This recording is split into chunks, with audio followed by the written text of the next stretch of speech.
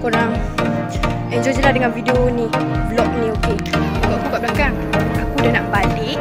Sebenarnya kan, aku tepi lah naik bukit ni. Lepas tu kan, tak ada apa-apa kat atas. Kat TikTok kata ada kedai. Aku dah tak betul. Aku cakap aku tak ada masuk lah. Okay, kita depan ada orang. Okay, kita sambung vlog balik. Tak ada apa-apa pun kat hutan je semua kawasan ni. Orang mesti takut kan kalau hutan-hutan ambil banyak macam ni. Pada siapa yang tak boleh pergi, jangan pergi, okay? Kalau korang rasa nak pergi, lepas tu korang rasa macam korang tak boleh pergi, korang jangan pergi. Aku turun cepat dari kakak aku, sebab aku takut.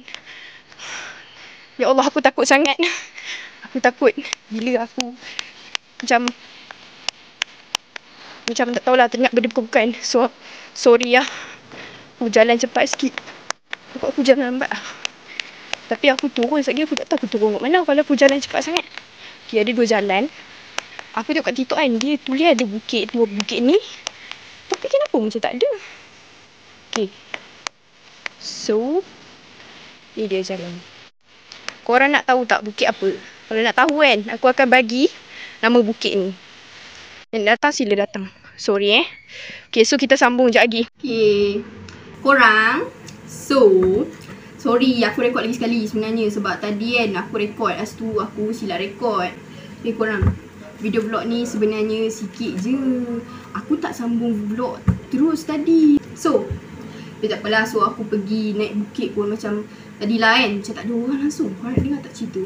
Aku naik bukit tadi macam tak ada orang langsung tau. Tak ada orang. Tapi adalah orang naik dan turun. Tapi macam nak kata macam sunyi pun ada juga. Lepas tu macam sunyi pun ada juga. Aku pula macam takut lah kan. Kakak aku lagi takut kan. So aku takut. Korang nak tahu tak, tadi kan aku jatuh tau. Sakit gila. Aku jatuh kat bukit. Sakit. Sebab batu tu macam lincin gila. Lepas tu aku jatuh tau. Sampai sini saja video baru aku. So korang, see you next time video. Esok ada video baru tau. Esok cerita hantu. Jangan lupa tengok video baru untuk esok tau. So bye semua. Kita jumpa lagi di next video vlog seterusnya. Bye.